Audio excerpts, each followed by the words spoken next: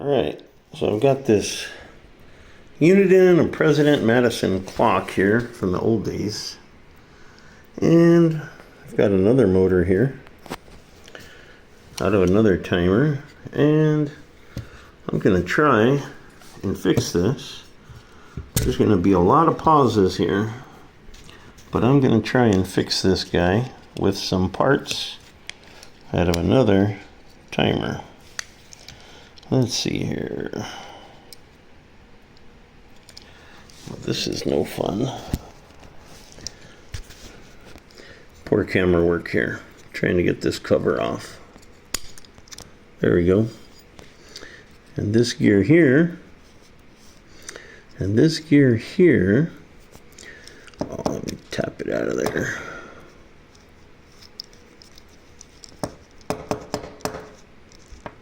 There we go.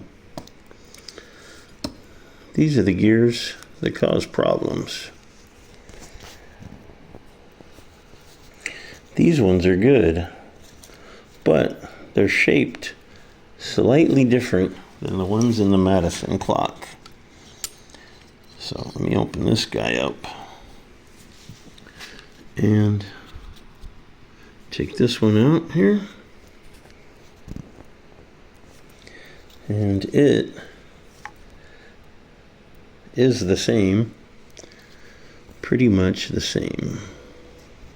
Again, more bad camera work here. Pretty much the same. This one is slightly different. And even though these are pretty much the same, these two, can you see the hole in that? I don't know if you can.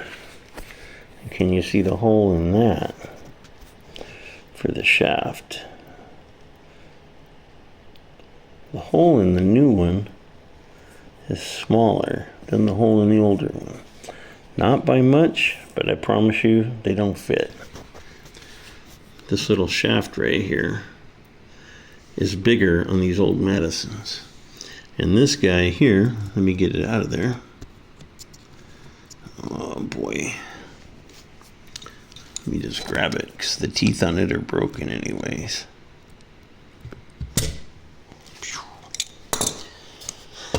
Okay.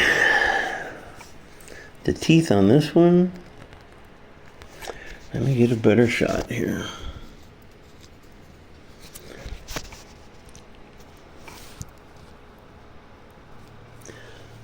Here's the new one, or a new used one, I should say.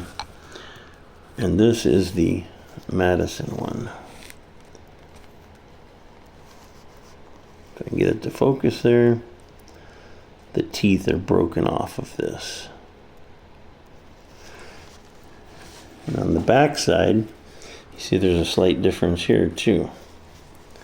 This one is got a little tiny shaft there of metal. And this newer one does not, and it's taller.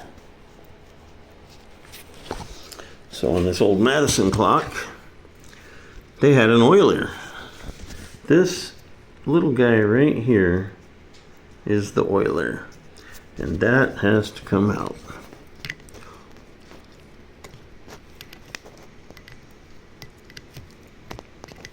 If you got old Madison and your clock doesn't work, this is probably what's wrong with it. Damn it, boy. Let me pause this and get some needle nose. I'm back with the needle nose. Let me get this guy out of there. Look at that. Right tool for the right job. So now, this newer one will drop right in there. And it fits perfect. But this guy will not fit onto that shaft. It just won't happen. Won't fit. Poor camera work, sorry. Anyways, doesn't fit. So, we gotta make it fit. There's our stripped gear. This gear, oh, I was gonna replace it. I guess I will not replace it. When these get old, these ones break too, but even though it's old,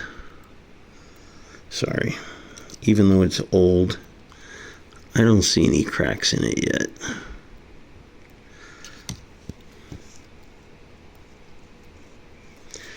And I don't know why my camera's being so dark here. I actually have plenty of light. I can see perfectly, but my camera's making it look like I'm working in the dark, and I'm not.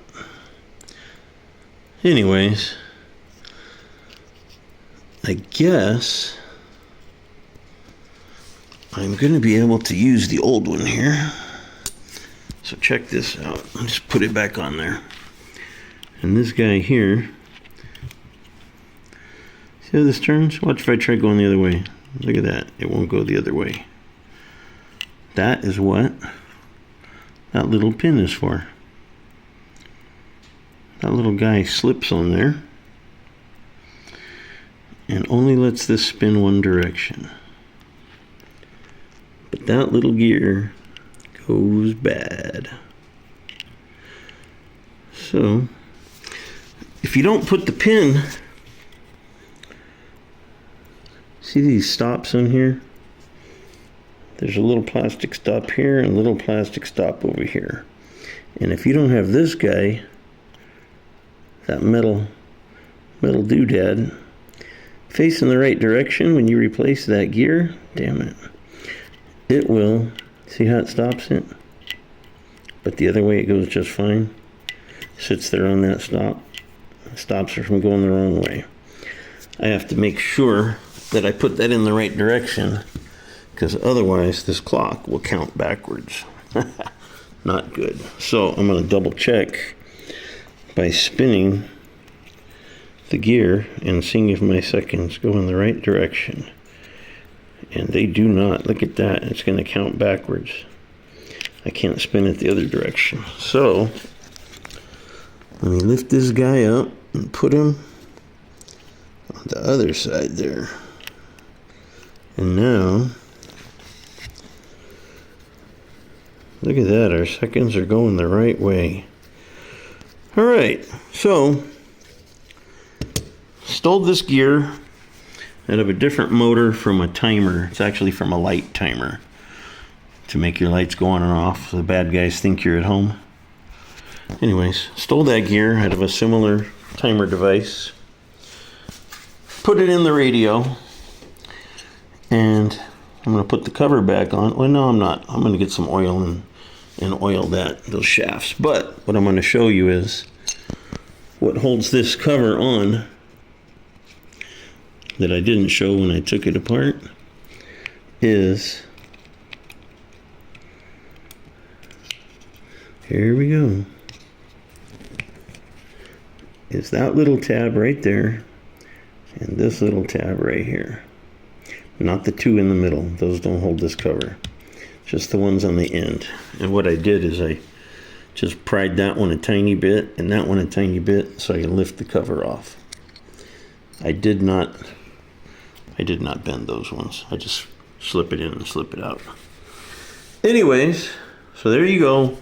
Find an old light timer that has a similar motor. Steal the gear to replace the stripped gear that was in your Madison clock,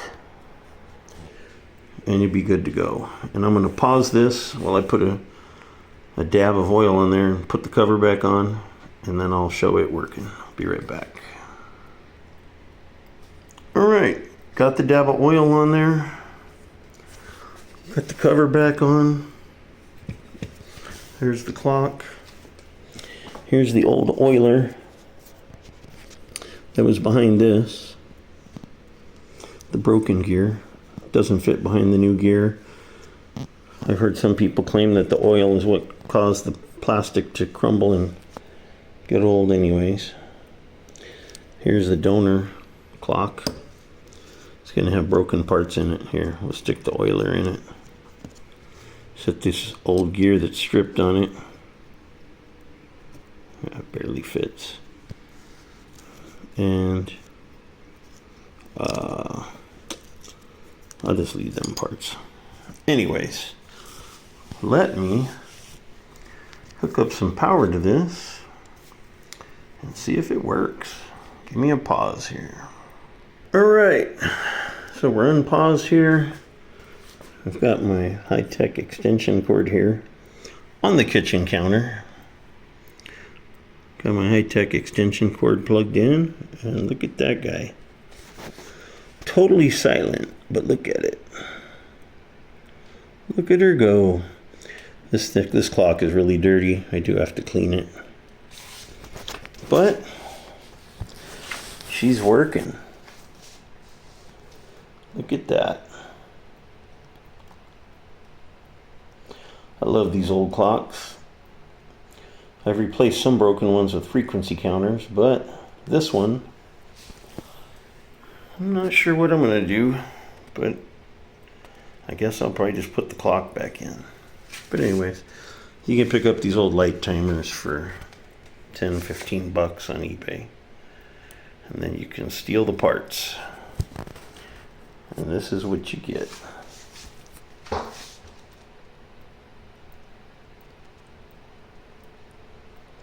Have a good day, everybody.